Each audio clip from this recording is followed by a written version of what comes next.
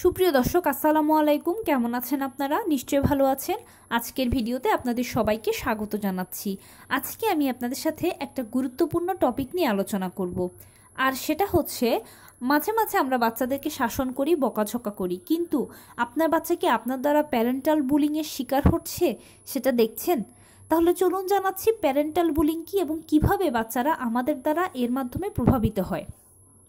দেখুন, বাচ্চারা ভুল করলে আমরা বকা দেব, আবার ভালো কাজ করলে আদর করব।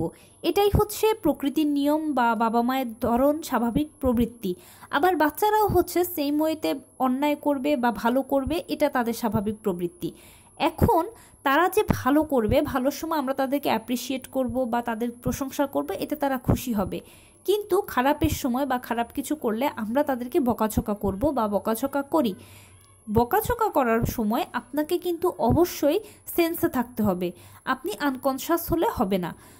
কেন বললাম এই কথাটা? কারণ অনেক সময় হয় কি, আমরা যখন বাচ্চাদেরকে বকাঝকা করি তখন আমাদের কোনো সেন্স থাকে না। আর 90% ক্ষেত্রে মা বাবারা একটা ভুল কাজ করে কি, যে বাচ্চাকে শুধু কম্পেয়ার করতে থাকে আরেকজনের সাথে। যেমন ধরুন যে অমুক ফর্সা, তুমি কালো কেন? অমুক ভালো, তুমি খারাপ কেন? অমুক এই রকম, তুমি সেই রকম কেন? অমুক তোমার চেয়ে লক্ষ্মী, তুমি অমুকের চেয়ে পচা। এই ধরনের কম্প্যারিজন আমরা সবসময় বাবা মায়ের একটা বেশিরভাগ অংশ করতেই থাকি। আর এরকম যদি আমরা কম্পেয়ার করি, এটাই হচ্ছে প্যারেন্টাল বুলিং, এবং এটাকে এক কথায় কিন্তু বলা হয় ক্রিটিসাইজ করা বাচ্চাকে। আমরা আরেকজনকে অনেক বেশি হাইলাইট করছি আর নিজের বাচ্চাকে ক্রিটিসাইজ করছি। আর এর ফলে কি হয়, বাচ্চারা প্রথম প্রথম জিনিসগুলো শুনতে থাকে এবং জিনিসগুলোর সাথে টুকটাক অ্যাডজাস্ট করতে থাকে। যখন র্যান্ডম বাচ্চারা এই জিনিসগুলো শুনতে থাকে, তখন তাদের মনের উপর এটা ভীষণ খারাপ একটা প্রভাব তৈরি করে। আর যার ফলশ্রুতিতে মা বাবার প্রতি দীর্ঘমেয়াদী একটা বাজে ধারণা বাচ্চাদের তৈরি হয়।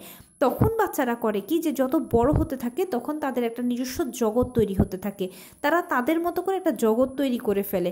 আর ওই জগতে কিন্তু মা বাবা, যেসব বাবা মা এই ধরনের কম্পেয়ার করে কিংবা ক্রিটিসাইজ করে কিংবা এই ধরনের প্যারেন্টাল বুলিং করে তার বাচ্চাকে, বাচ্চারা ওই সব বাবা মাদেরকে কিন্তু তাদের জগৎ থেকে একদম আলাদা করে ফেলে বা একটা খারাপ পজিশনে দেখে বা খারাপ চোখে দেখে, এই টাইপের।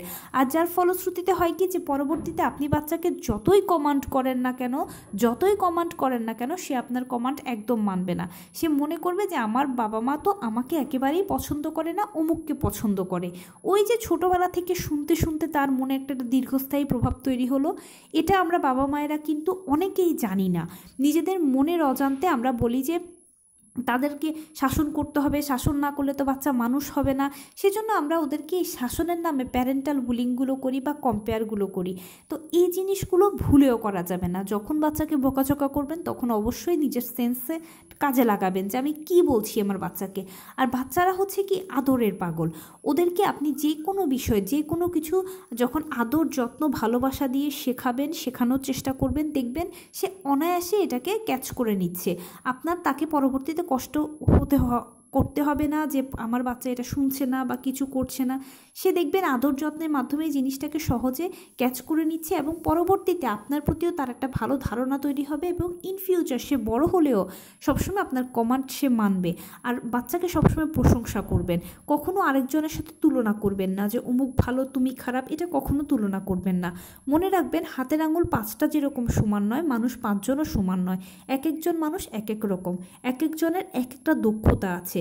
আপনি আপনার বাচ্চার কি দক্ষতা আছে সেটাকে খুঁজে বের করুন, বা তার কি ভালো দিক আছে সেটাকে খুঁজে বের করুন। সেটাকে অনেক বেশি হাইলাইট করুন তার সামনে, যে তুমি তো এরকম, তুমি তো ভীষণ ভালো, তুমি তো এরকম, তুমি তো লক্ষ্মী, তোমার এই গুণটা আমার অনেক ভালো লাগে, তোমার ওই জিনিসটা আমি খুব পছন্দ করি। তার সামনেই তার প্রশংসা করুন। এতে তার মনটাও বড় হবে এবং আপনার প্রতি তার ভালো একটা ধারণা তৈরি হবে, আপনাদের মাঝে বন্ডিংটা ভালো হবে।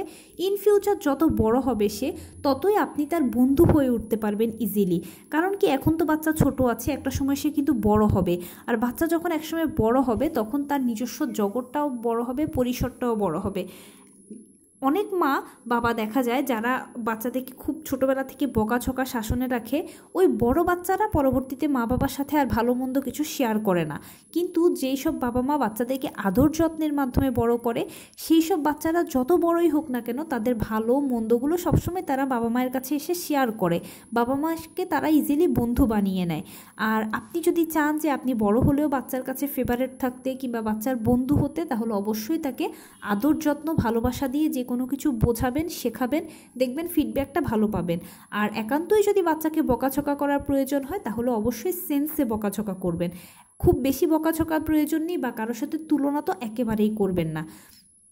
এভাবে করে যদি আপনি আপনার বাচ্চাকে শেখান বা বাচ্চাকে যদি আপনি বড় করে তোলেন, দেখবেন তার সাথে ভবিষ্যতে আপনার একটা ভালো বন্ডিং তৈরি হবে। সে সবসময় আপনার কমান্ডকে ফলো করবে, আপনিও তার কাছে প্রিয় থাকবেন, সেও আপনার কাছে প্রিয় থাকবে। কেননা একটা সময় কিন্তু বাবা মাও বৃদ্ধ হয়ে যায়, সন্তানের উপর ডিপেন্ডেন্ট হয়ে যায়। আর বন্ডিংটা যখন ভালো থাকে তখন সন্তান যত বড়ই হোক না কেন, এমনকি বৃদ্ধ বয়সেও বাবা মা তাদের বন্ধুই থাকে। তো এই ছিল আজকের ভিডিও। কেমন লাগলো বলুন? যদি ভালো লেগে থাকে ও হেল্পফুল হয়ে থাকে তাহলে প্লিজ লাইক, কমেন্ট, শেয়ার করতে একদম ভুলবেন না। আর সেই সাথে আমার চ্যানেলটিকে সাবস্ক্রাইব করার বিনীত অনুরোধ রইল। পাশে থাকা বেল আইকনটি ক্লিক করে দেবেন যেন আমি ভিডিও আপলোড করার সাথে সাথে আপনারা নোটিফিকেশান পেয়ে যান। যদি কোনো প্রশ্ন থাকে কমেন্টসে জানাবেন, আমি রিপ্লাই দেব। প্লাস যদি কোনো পরামর্শ থাকে যে কোন বিষয়ের উপরে ভিডিও বানালে আপনারা উপকৃত হবেন, সেটাও জানাবেন। আমি আপনাদের পছন্দের সর্বোচ্চ প্রায়োরিটি দেব। ভালো থাকবেন, সুস্থ থাকবেন। আসসালামু আলাইকুম।